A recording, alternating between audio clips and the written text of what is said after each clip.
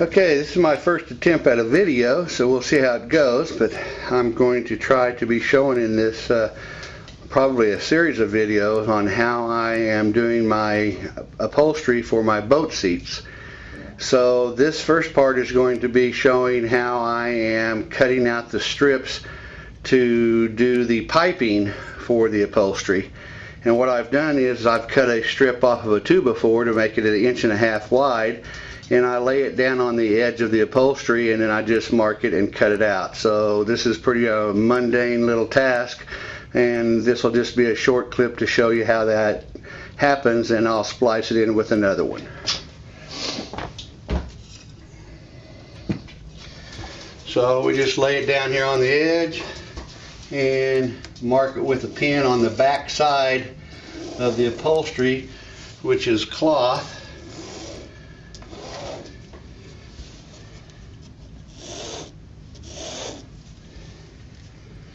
And then I'll come back later and I'll cut it. So we'll show you the cutting process here in the next clip.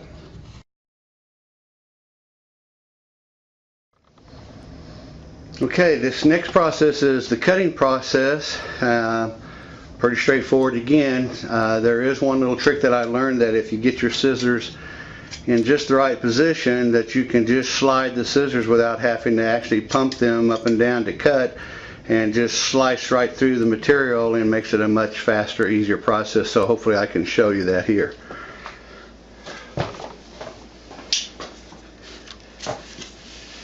You start cutting at first to get started, and once you get in about 1 foot, you can hold it down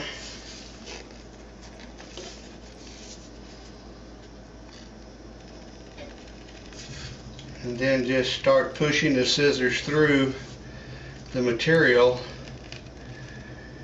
and it will slice right through. You hold the bottom shank of the scissors down on the table and use it kind of as a stabilizing guide, and you can just slide right through. Okay, that's it.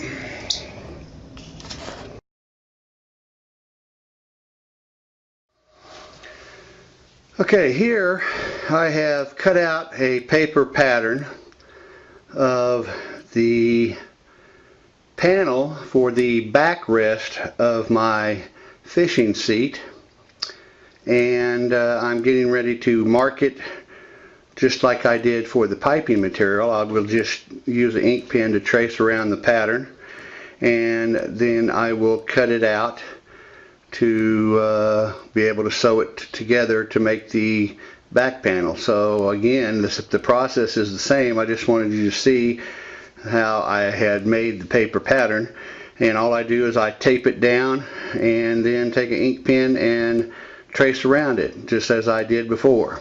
So I'm not going to show the marking process. You already know how I do that.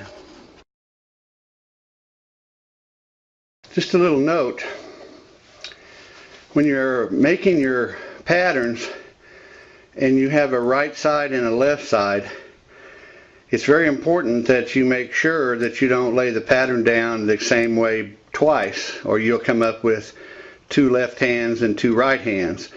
Ask me how I know that.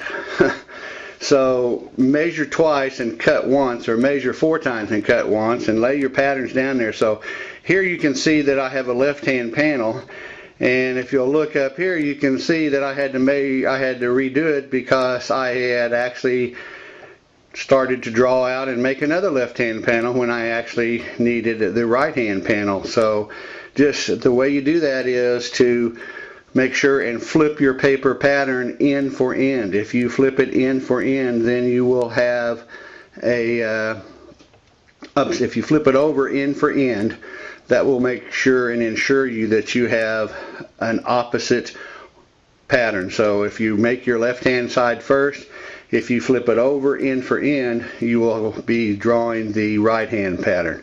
Very important. And here you can see the two finished panels, the left and the right, after being cut out.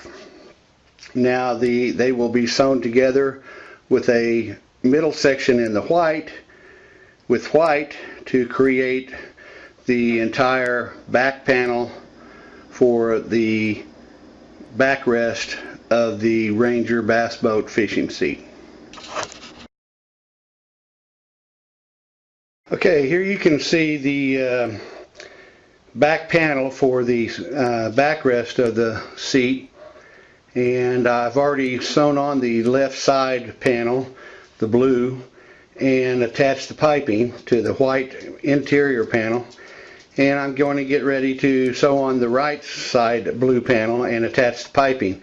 So the next video will hopefully show you how we're going to create the piping and how we sew it on to the white panel and then attach the blue panel, which will complete the interior portion of the backrest, and then we will sew on the skirting, which will complete the entire backrest for the seat. So that will be the next video.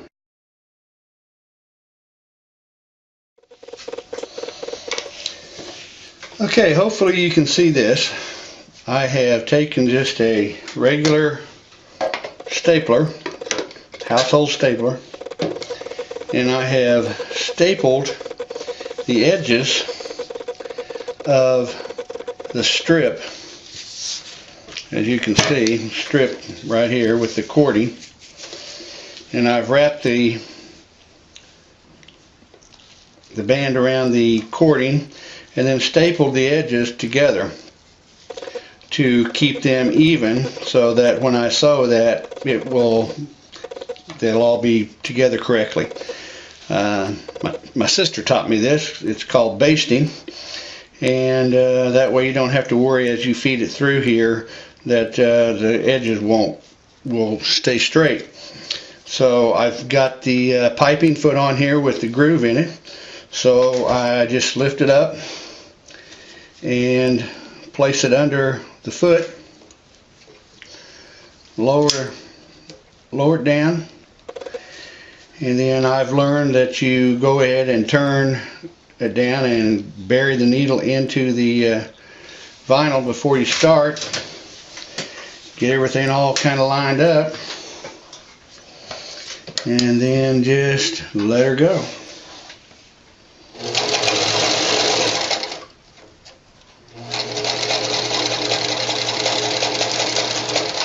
And on this machine, I kind of help pull it through.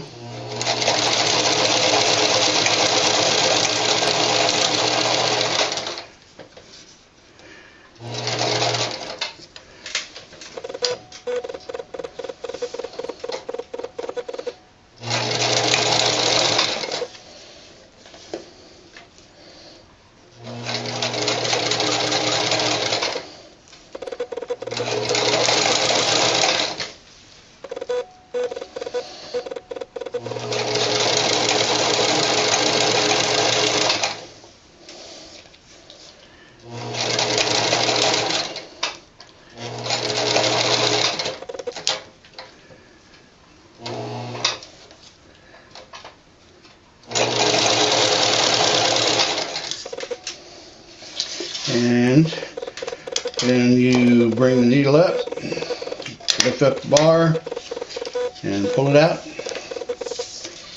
And there you go. That's basically all there is to it.